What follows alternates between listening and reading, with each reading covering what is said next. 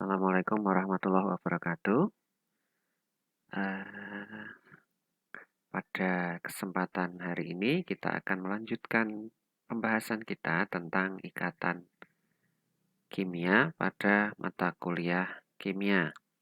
Setelah sebelumnya Anda sudah belajar tentang mengapa kok unsur-unsur membentuk sistem periodik, maka pada kesempatan hari ini kita akan belajar tentang bagaimana sebuah ikatan antar unsur bisa terjadi.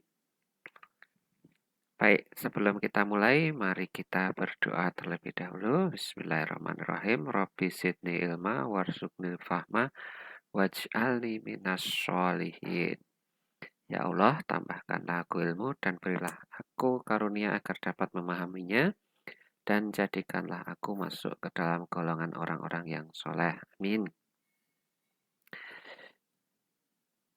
Baik, setelah perkuliahan ini diharapkan Anda akan mengetahui dan bisa menjelaskan apa itu ikatan kimia, jenis-jenisnya, serta menghitung massa molekul relatif. Nah, karena kita akan belajar massa molekul relatif, maka kalian perlu mengambil lembar susunan berkala atau tabel periodik kalian. Indikatornya adalah kalian akan bisa menjelaskan apa itu ikatan kimia, apa itu ikatan ionik, apa itu ikatan kovalen, dan mengapa terjadi ikatan ionik dan ikatan kovalen, serta menghitung massa molekul relatif. Nah, saya sudah membuat modul sebagai pendukung pembelajaran. Nanti silahkan dibuka juga. Kemudian, jika nanti kalian sudah memasuki soal-soalnya, nanti silahkan dicoba untuk dikerjakan. Baik, ikatan kimia. Sekarang kita masuk ke materi ikatan kimia. Ketika dua unsur atau lebih mengalami reaksi, nah, ingat ketika dua unsur dua atau lebih mengalami reaksi, maka akan muncul tanda-tanda reaksi yang sudah kita pelajari sebelumnya. Ketika dua unsur atau lebih mengalami reaksi, maka mereka akan membentuk ikatan. Nah, ikatan ini didefinisikan sebagai tarikan antara dua atau lebih atom atau ion, jadi tidak hanya atom, kadang-kadang bentuknya ion yang akhirnya nanti akan membentuk senyawa. Misalnya gas H2. Gas H2 itu terbentuk karena adanya ikatan antara dua atom hidrogen. Nah, yang perlu dicatat adalah ini yang kadang-kadang sering terbalik pemahamannya. Kekuatan ikatan itu menentukan sifat kimia dari sebuah senyawa. Perhatikan baik-baik, kalau ikatannya mudah lepas pada sebuah asam atau basa misalnya, kalau ikatannya mudah lepas, artinya H+ mudah terlepas atau OH- mudah terlepas, maka asamnya, kalau H+-nya yang lepas, maka asamnya itu makin kuat. Kalau OH-nya lebih mudah terlepas, maka basanya semakin kuat. Jadi, kalau ikatannya lemah pada asam atau basa, justru asamnya atau basanya makin kuat. Nah, itu perlu dipahami. Jadi, kalau misalnya kita jumpai H2SO4 itu asam kuat, itu artinya 2H+-nya dengan SO4 2-nya itu ikatannya lemah sehingga mereka mudah sekali putus. Baik, sekarang bagaimana ikatan kimia bisa terjadi? Ikatan kimia bisa terjadi ketika unsur-unsur itu awalnya tidak memiliki jumlah elektron pada kulit terluar atau elektron valensi 2 atau 8. Jadi, ketika ada unsur tidak memiliki elektron valensi 2 atau 8, maka mereka akan cenderung mengarah untuk memiliki elektron valensi 2 atau 8. Nah, elektron valensi 2 atau 8 itu adalah yang paling stabil. Makanya mereka tadi yang tidak punya elektron valensi 2 atau 8 itu akan berupaya supaya mereka bisa punya. Nah, pada beberapa buku yang lain dijelaskan bahwa atom-atom itu harus memiliki elektron yang berpasangan. Maaf, ya, atom-atom itu harus memiliki elektron yang berpasangan. Ketika ada yang tidak berpasangan, maka yang tidak berpasangan itu harus mencari pasangan supaya jadi berpasangan. Nah, atom-atom harus memiliki elektron yang tidak berpasangan, yang tidak mengikat elektron lain. Itu syarat terjadinya ikatan kimia. Elektron yang tidak berpasangan dari kedua atom setelah reaksi akan menjadi stabil karena ada elektron yang dipergunakan bersama dan jumlah elektron valensi dari atom-atom yang terlibat menjadi 2 atau 8. Seperti tadi yang sudah saya sampaikan. Penjelasan lebih lanjut bisa Anda lihat di modulnya. Insya Allah di sana nanti sudah cukup jelas. Nah, saat elektron yang tidak berpasangan itu dimanfaatkan bersama, bisa jadi akan muncul ikatan kimia. Pada kondisi yang lain, kadang-kadang ada juga elektron yang diberikan ke unsur atom yang lain, atom unsur yang lain. Sehingga akhirnya ada yang kehilangan elektron, ada yang mendapatkan elektron. Nah, yang seperti itu pun juga bisa membentuk ikatan kimia. Nah, khusus untuk gas mulia atau golongan 8 yang paling kanan dari sistem periodik kalian, itu sangat sulit terbentuk ikatan karena kulit terluarnya sudah terisi 2 elektron atau 8 elektron.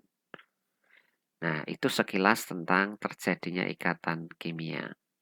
Nah, ikatan kimia sendiri ada 2 yang akan kita bahas. Yang sebenarnya ada beberapa, tetapi yang sering kita jumpai, yang sering dibahas ada 2, yaitu ikatan ion dan ikatan kovalen. Nah, ini ada sebuah contoh yang sering dijadikan pembahasan karena mudah-mudahan relatif gampang dipahami. Ini adalah contoh ikatan ionik dulu. Nanti ikatan ionik itu apa, ikatan kovalen itu apa, akan kita bahas. Nah, ini contoh antara Na dan Cl. Na itu memiliki jumlah elektron 11 sesuai dengan nomor atomnya. Nah, jumlah elektron yang 11 itu nanti akan tertata menjadi 2 elektron pada kulit paling dalam, kulit pertamanya, 8 elektron pada kulit kedua, dan 1 elektron pada kulit ketiga. Nah, di sini ada elektron yang tidak berpasangan jumlahnya 1. Gambarannya ada pada gambar di bawah layar itu, di layar bawah. Kemudian ada Cl. Klorida itu nomor atomnya 17. Ketika 17 elektron itu disusun, maka kulit pertama akan memiliki 2 elektron, kulit kedua akan memiliki 8 elektron, dan kulit ketiga akan memiliki 7 elektron. Ketika kemudian kita tata seperti pada gambar itu, pada kulit terluarnya, kulit ketiga, itu ada 7 elektron. Ada 6 yang saling berpasangan membentuk 3 pasang, dan ada 1 yang tidak punya pasangan. Nah, ketidakpunyaan pasangan inilah nanti yang akan membentuk ikatannya. Caranya, tadi sudah kita bahas, mereka pengen punya elektron valensi 8. Na itu lebih mudah melepas satu yang paling luar. Supaya nanti jadi 10 elektron. 2 di kulit pertama dan 8 di kulit kedua. Elektron valensinya sudah 8. Tapi dia akan kehilangan 1 elektron. Dan karena kehilangan 1 elektron, muatannya menjadi positif. Karena ada muatan negatif yang hilang 1. Nah, muatan negatif yang hilang 1 itu nanti bisa jadi akan pindah ke Cl. Kenapa? Karena Cl konfigurasinya kan 287. Daripada melepas 7, dia lebih cenderung mencari tambahan 1. Kalau 1 dia dapatkan, maka konfigurasinya akan berubah menjadi 288. Nah, itu sudah stabil. Kalau kebetulan 1 elektron tambahan itu didapatkan dari Na, maka kondisinya akan seperti yang digambar itu. Na melepas 1 elektron membentuk Na positif, Cl mendapatkan tambahan 1 elektron menjadi Cl negatif. Na positif, Cl negatif. Positif dan negatif nanti akan tarik-menarik. Baik, sekarang kita akan melihat ada 2 jenis ikatan yang kita bahas. Yang pertama adalah ikatan ionik. Ikatan ionik terjadi karena perpindahan elektron dari satu atom ke atom yang lain. Hal ini dapat terjadi karena muatan listrik yang berlawanan. Hilangnya elektron atau lepasnya elektron dari satu atom itu akan membuat atom tersebut bermuatan positif. Datangnya elektron dari atom satu ke atom yang lain akan membuat atom yang kedatangan elektron itu akan bermuatan negatif. Jadi yang kehilangan positif, yang kedatangan menjadi negatif. Nah, ada lagi ikatan kovalen. Ikatan kovalen adalah pemakaian bersama elektron oleh 2 atom. Jadi, kalau yang atas tadi ikatannya terjadi karena gaya tarik-menarik, karena muatan listrik yang berlawanan. Sementara yang kedua itu terjadi karena ada elektron yang dipakai bersama oleh kedua atom tersebut. Baik, sekarang kita akan membahas ikatan ionik dulu. Ikatan ionik adalah ikatan yang terjadi antara atom elektropositif dan elektronegatif. Biasanya terjadi antara atom di sebelah kanan pada susunan berkala dan yang ada di sebelah kiri pada susunan berkala. Misalnya CS dengan Cl. CS itu posisinya ada di paling kiri. Ya kan? Cl itu ada pada golongan 7A. Nah, CS itu ada di kiri. Elektron valensinya 1. Kalau elektron valensi 1 berarti pada golongan 1A. Nah, daripada dia mencari tambahan 7, jauh lebih mudah baginya untuk melepas 1. Jadi, kalau kemudian kita tulis gambarannya seperti pada layar itu, CS itu memiliki pada kulit kelima itu dia punya 2 dan 6, 8 elektron valensi. Dan pada kulit ke-6 dia punya 1 elektron valensi. Kalau kulit ke-6 ini kehilangan elektronnya, maka CS akan memiliki elektron valensi 8 yang ada pada kulit kelima ini. Tapi yang perlu diingat, karena dia kehilangan 1 elektron ini, maka dia akan berubah menjadi bermuatan positif. Sementara Cl itu kulit terluarnya punya 7 elektron, 2 dan 5. Supaya bisa jadi 8, maka dia butuh tambahan 1. Nah, 1 itu akan membuat si Cl ini memiliki elektron valensi 8, 2 dan 6. Tapi konsekuensinya kedatangan satu elektron akan membuat dia menjadi berubah bermuatan negatif. Maaf, saya beri pointer saja supaya agak mudah dilihat. Nah, dalam kondisi seperti ini, CS plus dia akan punya 8 elektron valensi, tapi dia kehilangan 1 elektron. Cl- dia akan punya 8 elektron valensi juga, tapi hal itu terjadi karena dia kedatangan elektron.